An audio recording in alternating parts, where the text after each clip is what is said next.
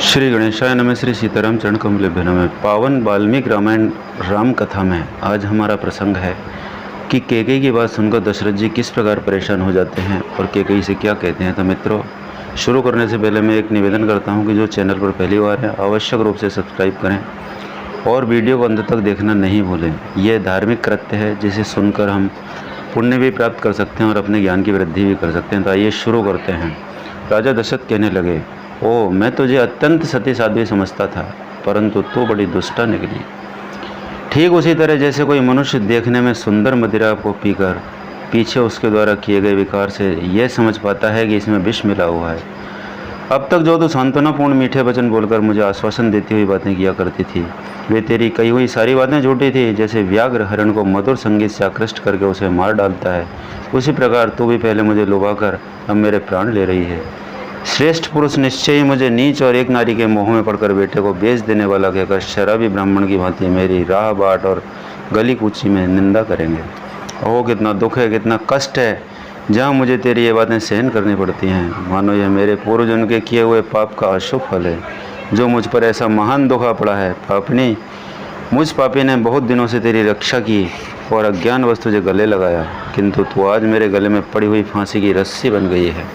जैसे बालक एकांत में खेलता खेलता काले नाग को हाथ में पकड़ ले, उसी प्रकार मैंने एकांत में तेरे साथ क्रीड़ा करते हुए तेरा आलिंगन किया है, परंतु उस समय मुझे यह न सूझा कि तू एक ही दिन मेरे मृत्यु का कारण बनेगी। हाय, मुझ दुरात्मा ने जीते जी ही अपने महात्मा पुत्र को पितृहीन कर बना दिया। मुझे ये सारा संसार निश्चय धिक्कारेगा, गालियाँ देगा, जो उचित ही होगा। लोग मेरी निंदा करते हुए कहेंगे, राजा दशरथ बड़ा ही मूर्ख और कामी है जो एक स्त्री को संतुष्ट करने के लिए अपने प्यारे पुत्र को वन में भेज रहा है। हाय, अब तक तो श्री राम वेदों का अध्ययन करने, ब्रह्मचर्य व्रत का पालन करने तथा अनेक गुरुजनों की सेवा में संलग्न रहने के कारण दुबले होते चले आए हैं। अब जब इनके लिए सुख भोग का समय आया है तब ये वन में जाकर महान कष्ट में पड़ेंगे। अपने पुत्र श्री राम से यदि मैं कह दूं कि तू वन को चले जाओ तो वे तुरंत बहुत अच्छा कहकर मेरी आज्ञा को स्वीकार कर लेंगे। मेरे पुत्र राम दूसरी कोई बात कहकर मुझे प्रतिकूल उत्तर नहीं दे सकते। यदि मेरे वन जाने की आज्ञा दे देने पर श्री रामचंद्र उसके विपरीत करते, वन में नहीं जाते, तो वही मेरे लिए प्रिय कार्य होगा, किंतु मेरा बेटा ऐसा नहीं कर सकता। यदि रघुनंदन राम वन को चले गए तो सब लोगों के धिक्कार पात्र बने हुए मुझ अक्षम्य अपराधी को मृत्यु अवश्य हम लोग पहुँचा देगी। यदि नरश्रेष्ठ श्री राम के वन में चले जाने पर मेरी मृत्यु हो गई तो शेष जो मेरे प्रियजन यहाँ रहेंगे उन पर तो कौन सा अत्याचार करेगी। देवी कौशल्या को यदि मुझसे, श्री राम से तथा शेष दोनों पुत्र लक्ष्मण और शत्रुघ्न से बिछोह हो जाएगा तो वह इतने बड़े दुख को सहन नहीं कर सकेगी।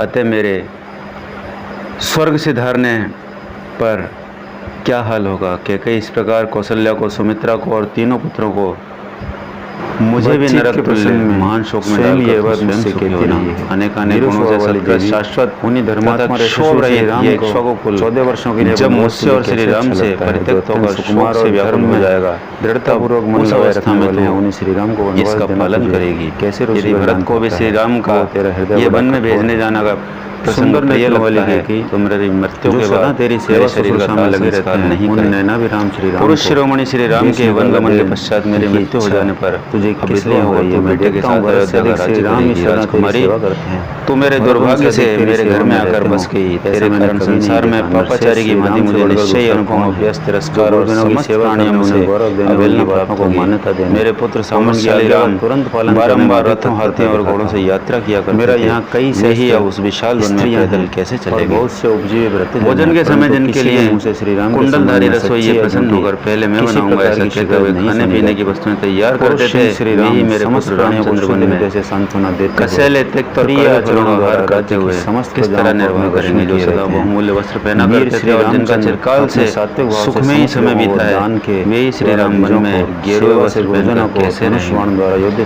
श्री राम का वन गमन सैनिकों का अभिषेक ऐसा कठोर वाक्य तूने किसकी प्रेरणा से से निकाला है। स्त्रियों को अधिकार है क्योंकि वे षड और स्वार्थपरायण होती है, परंतु मैं सारी स्त्रियों के लिए ऐसा नहीं कह सकता। केवल भरत की माता की महर्षियों के समान तेजस्वी अनर्थ में ही अर्थ बुद्धि रखने वाली कोर के क्यों करना चाहती तो है? मुझे संताप देने के लिए इस घर में बसाई उन्होंने गई है। कभी किसी अरे को मेरे वचन कहा हो ऐसा कारण मुझे तो याद नहीं अपना पड़ता। कौन सा अप्रिय ऐसे होता देख सर्वप्रिय रही श्री है, राम अथवा सबका से निरंतर मैं हित तेरे करने वाले लिए श्री राम में ही अप्रिय बात मुझे कैसे कौन सी कहूँगा? बुराई दिखाई जिनमें देती है। श्री क्षमा, राम को संकट के तप, समुद्र में डूबा त्याग, हुआ देखकर सत्य, तो धर्म, कृतज्ञता पिता अपने और पुत्र को समस्त त्याग जीवों के देगा। प्रति दया भरी हुई अनुराग है। ने स्त्रियां भी उन अपने श्री राम पतियों के को बिना त्याग मेरी देंगी। इस क्या प्रकार गति ये सारा होगी? जगत ही कुपित क्योंकि मैं बूढ़ा हूँ, विपरीत मौत व्यवहार के करने किनारे वाला हो बैठा हूँ। जाएगा। मेरी देव कुमार अवस्था के सोचनीय समान हो रही कमनीय है रूप वाले अपने और पुत्र मैं श्री राम दीन को भाव जब से वस्त्र और तेरे आभूषणों सामने से विभूषित भूषित होकर रहा हूँ। सामने आते देखता तुझे हूँ मुझ पर दया तो करनी नेत्रों से चाहिए। उनकी शोभा समुद्र निहार पर्यंत निहाल हो पृथ्वी जाता पर हूँ। जो कुछ मिल सकता है उन्हें वह सब देखकर मैं ऐसा तुझे दे जान दूंगा। पड़ता है मानो मैं फिर परंतु तो जवान ऐसे हो गया। दुराग्रह में न पड़। कदाचित सूर्य के जो बिना भी मुझे मौत के मुंह में संसार का धकेलने काम वाला चल है। जाए। तेरे नलिन वचनधारी हाथ इंद्र जोड़ता हूँ के वर्षा न और करने तेरे पर भी बड़े प्राणियों का प्रभु जीवन श्री राम सुरक्षित को रह शरण जाए, दे। परंतु राम को जिससे यहाँ से मुझे पाप वन की न ओर लगे। जाते हुए महाराज देखकर कोई दशरथ इस जीवित प्रकार नहीं रह उसे सकता। संतप्त मेरी होकर ऐसी विलाप कर धारणा रहे है। थे।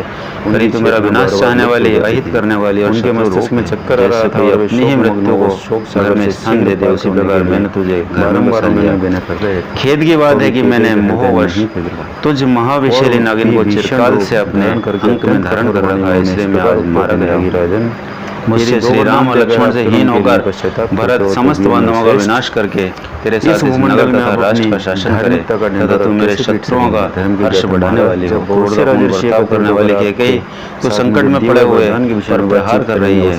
अरे जब तू दुराग्रहपूर्ण आज मेरी ऐसी कठोर बातें मुंह से निकाल रही है, उस समय तेरे दांतों के हजारों टुकड़े होकर मुंह से नीचे क्यों नहीं गिर जाते? श्री राम कभी किसी से कोई अहित कारक या अप्रिय वचन नहीं करते। आज ही ये कटु वचन बोलना जानते ही नहीं हैं। विपरीत बात कहेंगे।